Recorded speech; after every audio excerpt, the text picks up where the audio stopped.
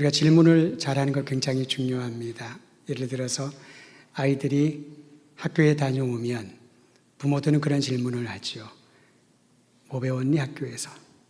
친구들이랑 사이좋게 지냈니?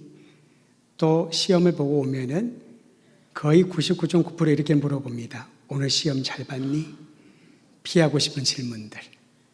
근데 교육에 대한 진심인 사람은 그 질문을 다르게 한다고 합니다.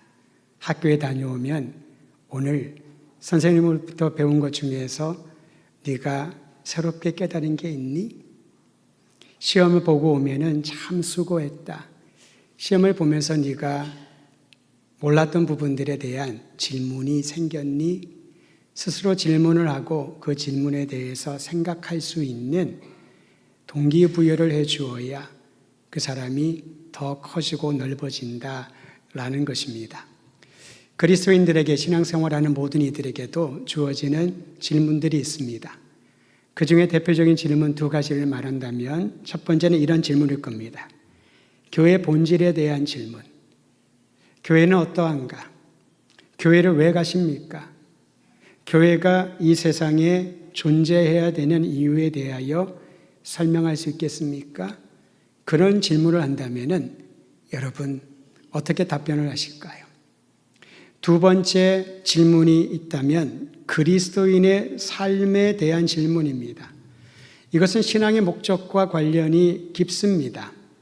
내가 신앙을 가지고 내가 믿음 생활을 한다는 것이 자신뿐만 아니라 공동체와 관련이 있고 하나님과 관련이 있다라는 것을 알아야 답변할 수 있다는 것이지요. 왜 신앙생활 하십니까? 왜 교회를 다니십니까? 제가 마음의 위로를 얻으려고요. 제가 좀 잘 되려고요. 우리 자녀들의 미래가 평탄하게 하기 위하여서 저는 열심히 신앙생활하고 교회를 다닙니다. 만약에 그렇게 생각하고 답변한다면은 우리가 전하는 메시지는 힘을 잃게 될 것입니다. 왜냐하면 거기에는 또 다른 질문이 오거든요. 왜 그러면 교회를 다녀야 되나?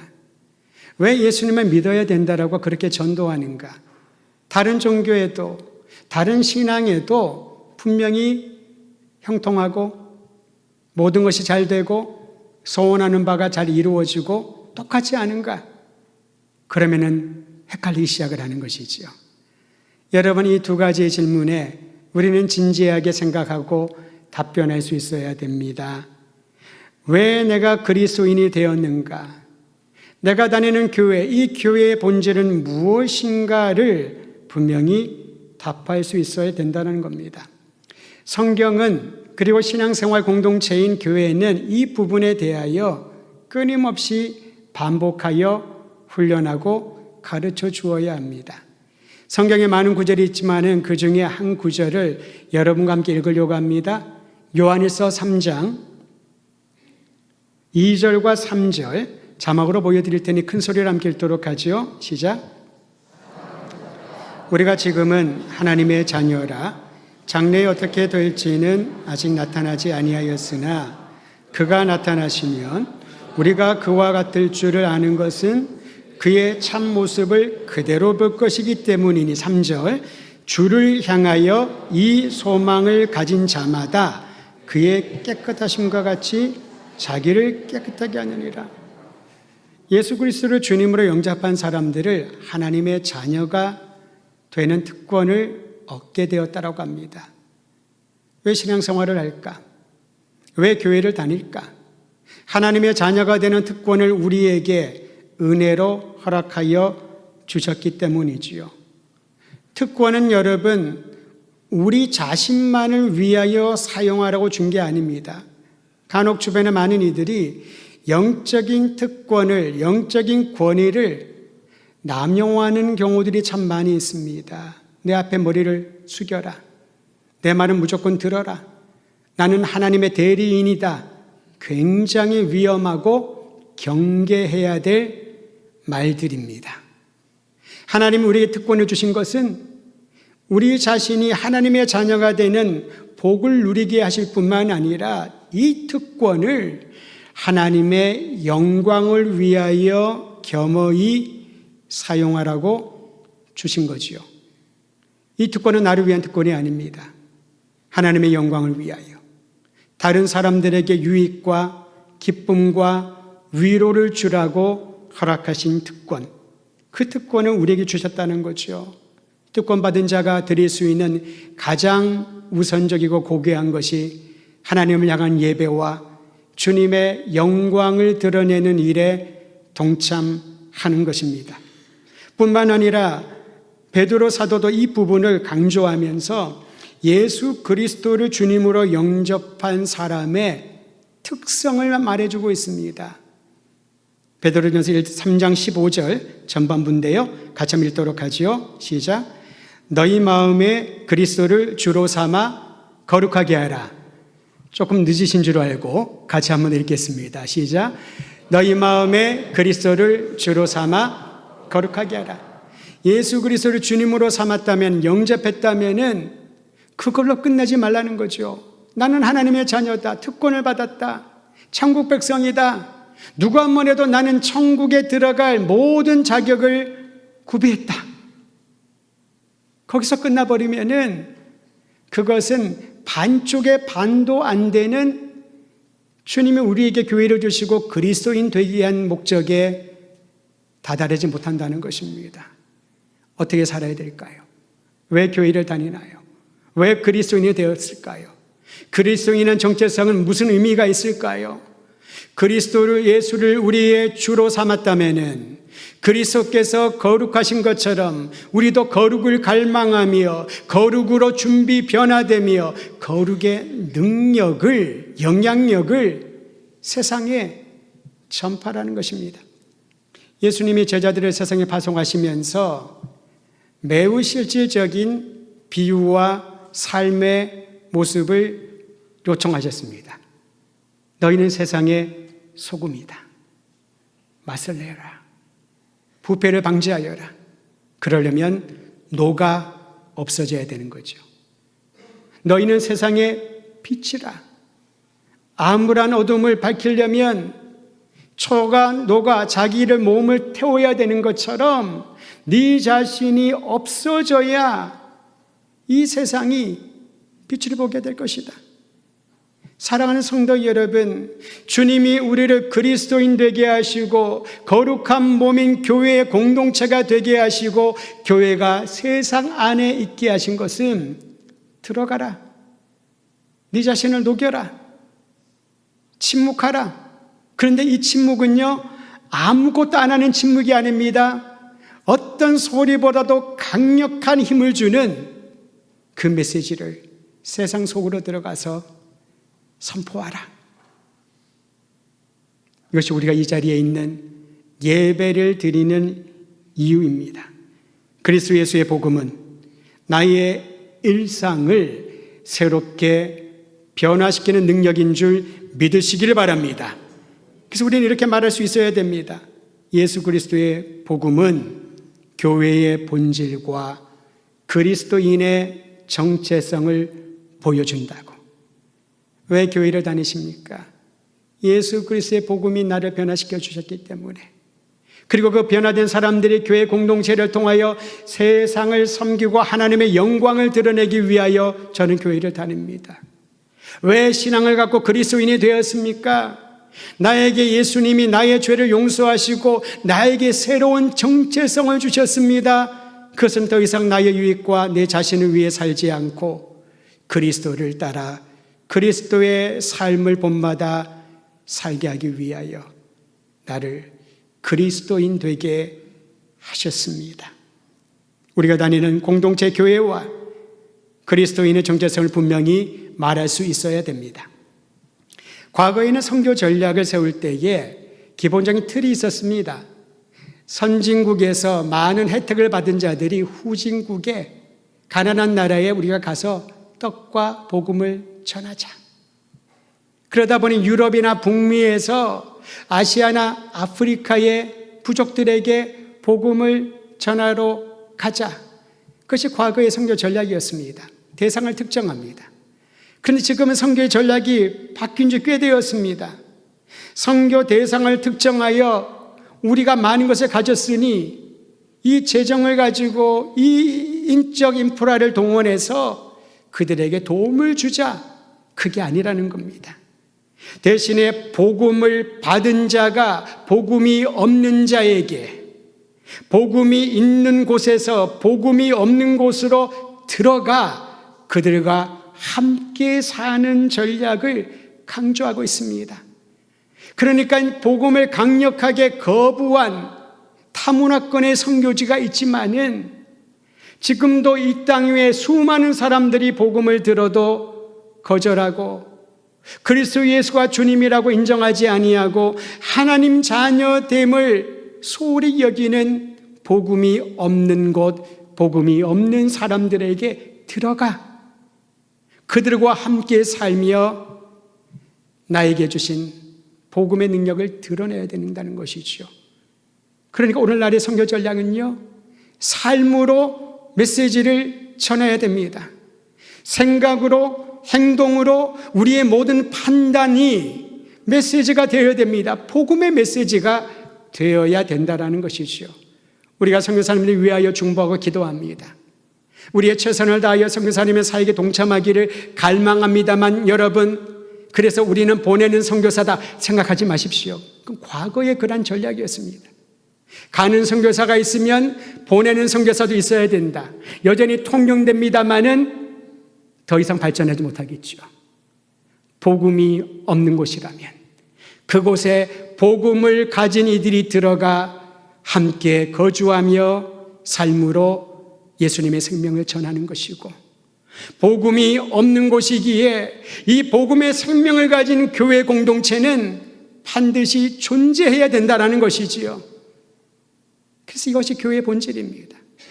복음이 있어야 하는 곳에 그리스도의 복음과 생명을 전하기 위하여 우리는 교회로 모이고 이 거룩한 사명을 감당하는 이들, 그들이 영광스럽게 여러분과 저 부름받은 그리스도인인 줄 믿으시기를 바랍니다.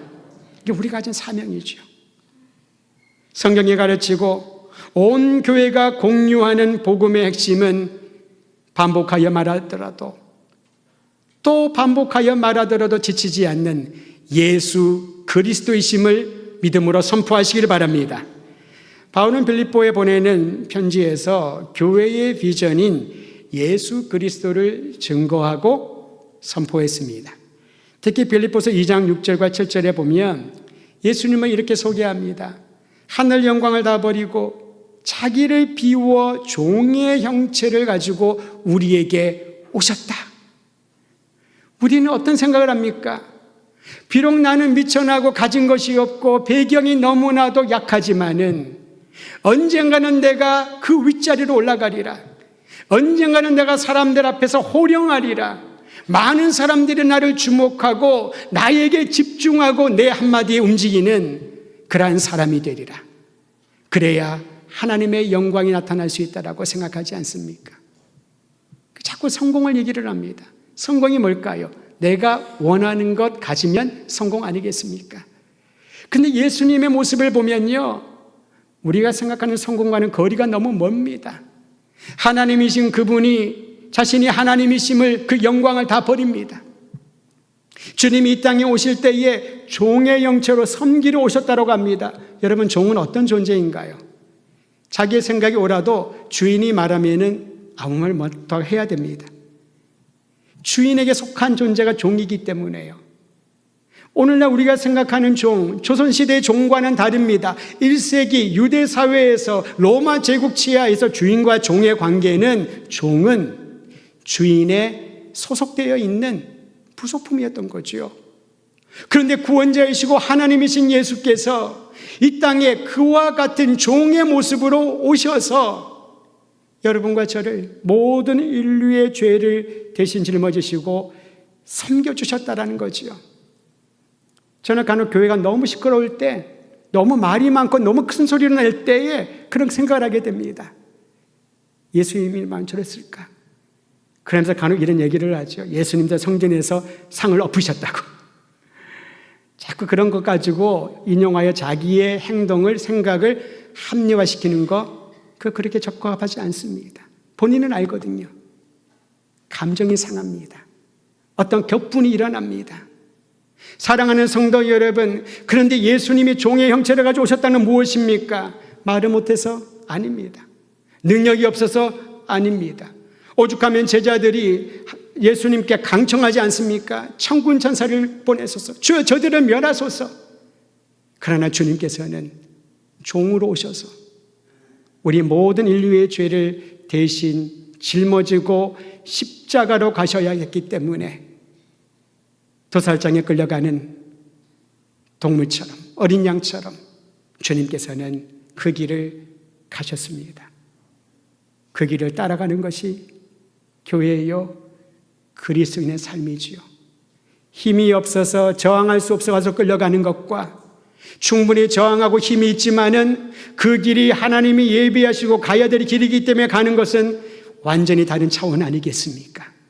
예수님의 십자가의 길이, 그리스도의 부활이 초대교회 성도들이 그토록 외쳤던 복음의 핵심이요, 그리스도인의 정체성을 붙잡아주는 능력인 것이지요. 오늘날 우리에게도 동일합니다. 사람들은 위기의 순간마다 초월적인 존재를 찾아 도움을 청합니다. 그래서 자기의 필요를 채워줄 자기의 입맛에 맞는 신을 선택을 하죠. 그리고 숭배를 합니다. 때로는 조각을 만들기도 하고요. 사람들이 오랫동안 만들어낸 조각이 그와 같은 초월적인 힘이 있다고 생각을 하고 자신의 신으로 삼습니다. 이게 우상숭배지요. 십계명에 보면은 너희를 위하여 조각을 만들어 조각하여 신상을 만들지 말고 거기에 절하거나 섬기지도 말라. 이게 무슨 말일까요? 우리가 신을 만들어냅니다. 금붙이로 조각을 만들어내고요, 돌덩어리로 조각하여서 그것이 신이라고 나에게 도움을 주는, 우리 가정과 우리 민족의 미래를 책임져 주는 그런 신이라고 그렇게 인식을 시키는 거죠. 만약 그 신이 힘을 다 잃어버리면 어떻게 하나요? 다른 신으로 갈아타게 됩니다. 이게 우상숭배죠. 성경은 분명히 경고합니다. 우상을 숭배하지 말아라. 우상숭배의 뿌리를 찾아가 보니 탐심이 있더라. 탐심이 우상숭배라는 거죠.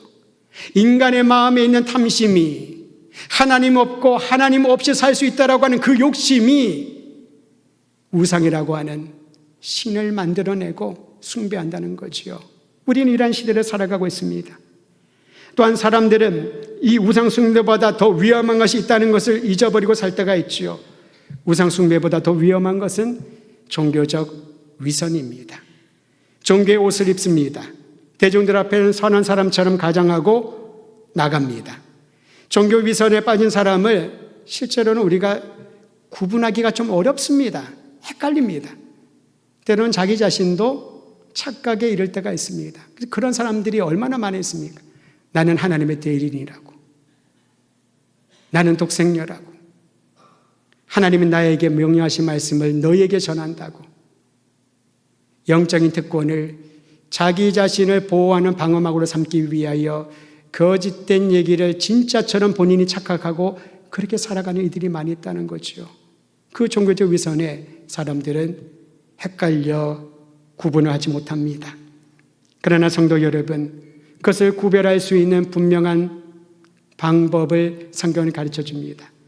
얼마의 시간이 지난 후에 보면 열매를 보면 알 수 있다라는 것이지요. 삶의 열매를 보면은 이거는 성과나 결과 아닙니다. 그 삶의 열매를 보면 열매가 참으로 선한 것인지 좋은 것인지 먹을 만한 것인지 위로가 되는 것인지 사람을 살리는 열매인지 아닌지는 우리가 알 수 있다는 거지요. 겉으로는 멀쩡하지만 그 열매가 사람을 죽이는 열매라면 그거는 우리가 제거해야 되지 않겠습니까? 그 정도는 누구나 다 구별할 수 있습니다. 건강한 신앙은 하나님의 은혜를 양분으로 삼아 성장하고 좋은 열매를 맺게 합니다. 그 하나님의 은혜는 하늘 영광 버리고 종의 형체를 가지고 이 땅에 우리에게 찾아오신 예수 그리스도 안에서 발견됨을 믿으시기를 바랍니다. 그래서 이 하나님의 은혜가 그리스도의 주권을 인정하는 교회의 공유 비전으로 이끌어갑니다. 여러분 이런 얘기 많이 들어보셨을 거예요. 각 교회마다 주된 사역이 뭘까? 그 교회에서 강조하는 것이 뭘까? 그러면서 이런 얘기를 합니다. 우리 교회는 선교 사역의 열심입니다. 우리 교회는 사회봉사의 열심입니다. 우리 교회는 사람들을 돌보는 일에 열심입니다. 우리 교회는 제자 양육과 소그룹과 이런 데 열심입니다. 우리 교회는 다음 세대에 엄청난 투자를 하고 그 일에 목숨을 겁니다. 여기는 여러분 교회에서 해야 되는 수많은 사역 중에 하나하나씩을 언급하는 것이지 그것을 다 온 교회의 비전이라고 말할 수 없겠지요.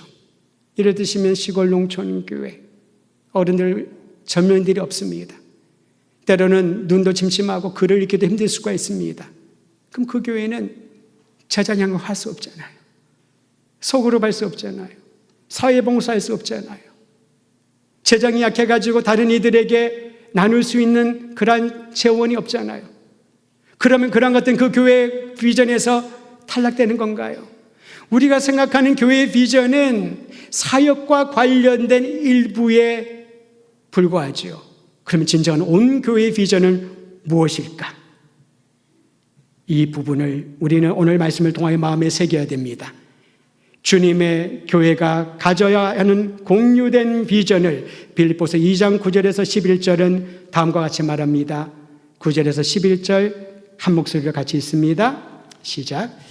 이러므로 하나님이 그를 지극히 높여 모든 이름 위에 뛰어난 이름을 주사 하늘에 있는 자들과 땅에 있는 자들과 땅 아래에 있는 자들로 모든 무릎을 예수의 이름에 꿇게 하시고 모든 입으로 예수 그리스도를 주라 시인하여 하나님 아버지께 영광을 돌리게 하셨느니라. 여기서 교회가 지닌 공유된 비전이 있습니다. 그리스도의 주권을 인정하고 그 주권 안에 순종하는 것이지요.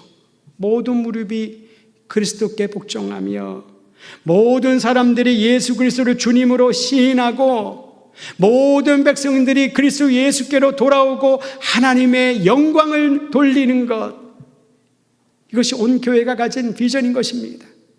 한국에 있든 튀르키예에 있든 아프리카에 있든 중국에 있든 어느 지역에 있든지 도시에 있는 교회든 농촌 어촌에 있는 교회든 어느 교회든 그리스도 예수의 이름 앞에 주권 앞에 모든 사람들이 예수님은 나의 주님입니다. 모든 사람들이 예수님을 믿고 구원의 확신을 가지고 모든 사람들이 예수님의 사랑을 힘입어 새로운 희망을 가지고 살아가게 하는 것, 이것이 온 교회가 가져야 되는 비전이라는 것이지요. 언제 어디서든 누구에게든 어떤 방법을 사용하든 예수 그리스도를 소개하고 그 듣는 이들이 예수님을 주님으로 영접하게 하는 것, 이것이 교회가 지니고 가야 할 공유 비전이라는 것이지요. 지난번에 여수에 있는 제 친구가 한번 전화 통화를 하면서 이런저런 얘기를 했는데 목회자끼리 그런 얘기를 하지요. 어떠냐고, 괜찮냐고, 몸은 괜찮냐, 사역은 어떠냐 물어봤더니 그런 얘기를 합니다. 굉장히 솔직한 분이세요. 코로나 전에는 개척을 했거든요. 교인들이 그래도 한 분 한 분 10분이 오셔가지고 교회가 그래도 조금이 넉넉하게 풍성하게 아름다운 신앙 양육을 하면서 있다가 코로나가 지난 이후에 절반으로 줄어들더니 그 뒤로 계속해서 교인들이 세상을 떠나고 지역을 옮기고 아이들은 없고 그런 상황인데 우리가 기도 좀 부탁한다고 그 얘기를 들으면서 이거는 여러분 한 지역교회, 지방교회, 도서지역에 있는 교회에 대한 그런 문제들이 아니잖아요. 그 얘기를 들으면 제가 어떤 기도하는 마음이 들었냐면 주님께서 교회를 세우시고 교회를 있게 하신 목적이 분명히 있는데 그게 뭘까요? 예수님이 주님이심을 듣고 인정할 수 있도록, 그렇다면 거기에 어떤 상황이든 어떤 환경이든 교회는, 사역자는, 목회자는 있어야 되는 이유가 아니겠습니까? 그런 얘기를 나누었었습니다. 제가 얼마나 큰 도전과 감동을 받았는지요. 그 친구는 저에게 얘기를 합니다. 대학교 때 만났던 친구인데 저는 잊고 있는데 어느 날 연락이 오더니 광호야, 내가 너를 위하여 지금까지 기도했어. 30년이 넘었는데 연락도 안 했는데. 그런 신실한 사역자들이 주님의 교회를 떠나지 않고 그 힘든 상황 가운데서 예수가 그리스도임을 전하고 그리스도를 영접할 수 있도록 끈기 있게 주님 의지하며 눈물로 나가기에 이 땅에는 여전히 희망이 있고 우리는 그리스도인이 되었다는 자신감과 자긍심을 갖게 되는 것입니다. 저는 우리 더도림교회 성도들이 이 일에 집중하게 되기를 주의 이름으로 축원드립니다. 예수님을 증거하는 것입니다.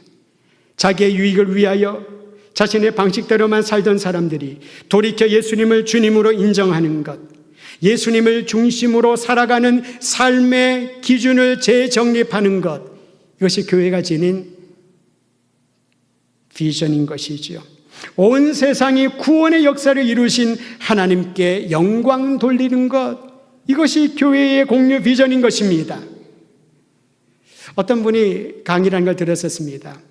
그분이 이런저런 교육에 대한 얘기를 하면서 사회에 있는 일반적인 모임과 달리 교회 안에는 7세대가 공존하고 있다, 그런 말을 하는 거예요. 그래서 제가 생각해 봤더니 7세대? 어떻게 7세대나 되지? 했더니 이렇게 설명합니다. 침묵세대가 있대요. 이제 은퇴했으니 나는 아무 말도 안 해야지. 침묵세대가 있대요. 두 번째, 베이비 부모 세대 아시는 거죠? 그리고 386세대, 이제 586세대라고 말할 수 있겠죠. X세대, M세대, G세대, 그리고 알파세대, 7세대가 있대요. 오늘 예배드리는 원영이 같은 경우에는 알파세대, 예. 그리고 저는 MZ세대가 되고 싶은데 아무리 노력해도 될 수 없는 586세대. 근데 여러분, 이 세대가 구분된다는 것은요, 그냥 연령의 차이가 있다는 것이 아닙니다. 교회 구성원들 안에는 사고방식이 다르고 문화가 다르고 경제관이 다르고 신앙 경험도 다릅니다. 어떤 분은 모태신앙, 저도 그렇지요. 또 있겠고요. 어떤 분들은 혼자 큰 은혜로 복음을 받아들인 사람도 있습니다. 신앙 경험이 다릅니다. 어떤 분은요, 신앙생활이 막 뜨거웠을 때에 매주마다 기도원 올라간 사람도 있을 것이고요. 저도 기도원 엄청 갔었거든요. 방학만 되면 기도원 가서 한 달에 그냥 거기서 외할아버지 집에 가서 맨날 절에 없고 기도원 가면 웬 사람들이 많은지, 숙소가 어디 있나요? 다 경험해 보셨잖아요. 그런 경험이 있는 분들도 있습니다. 밤마다 여기저기에서 불도 없는데 사람들이 주여 주여 주여 주여, 그런 경험하신 분도 있고요. 아예 그게 뭐지? 옛날 얘기처럼 들리는 그런 세대도 있다라는 겁니다. 이처럼 신앙 경험이 다르고 모든 게 다르면 어떻게 이 세대를 연결할 수 있겠습니까? 방법이 없잖아요. 어떤 분들은 젊은 세대와 대화를 하려고 자꾸 애들이 모였으면 찾아가는데 그러지 마십시오. 애들 싫어합니다. 우리는 나는 노란 맞고 청바지 입고 그 음식 먹고 그 문화로 막 하고 대화를 하고 싶지만은 아이들이 싫어할 수 있지요. 왜 그럴까요?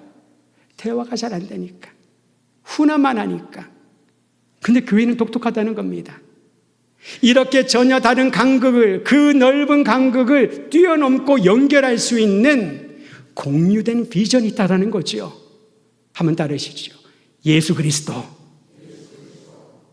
영세 아이에게도, 유아에 속한 아이에게도, 10대에게도, 20대에도, 30대, 60대, 70대, 80대, 90대, 아니 100세 이상 된 모든 성도들에게도 우리를 교회되게 하시고 교회로 부르시고 동일한 사명, 복음의 사명을 가지고 평생 살게 하는 이 비전이 예수 그리스도라는 사실을 교회가 잊지 않고 있다면은 모든 방식과 모든 삶의 형태는 달라도 함께 한 마음으로 한 방향을 향하여 나갈 수 있게 된다는 사실입니다. 할렐루야.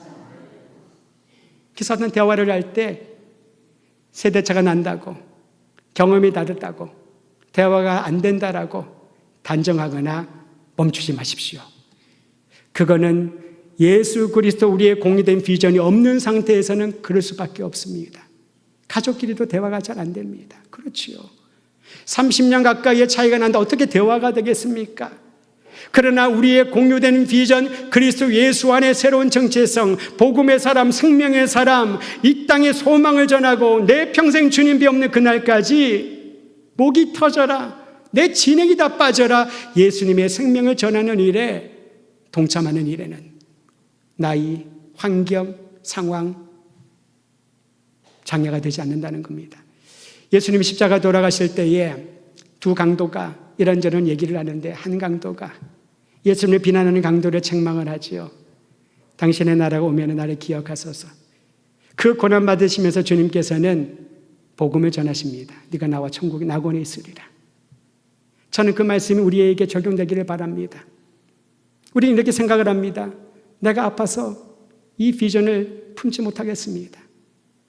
내가 너무나도 많은 환경적인 어려움이 있어서 주님의 그 비전에 동참하기는 못하겠습니다.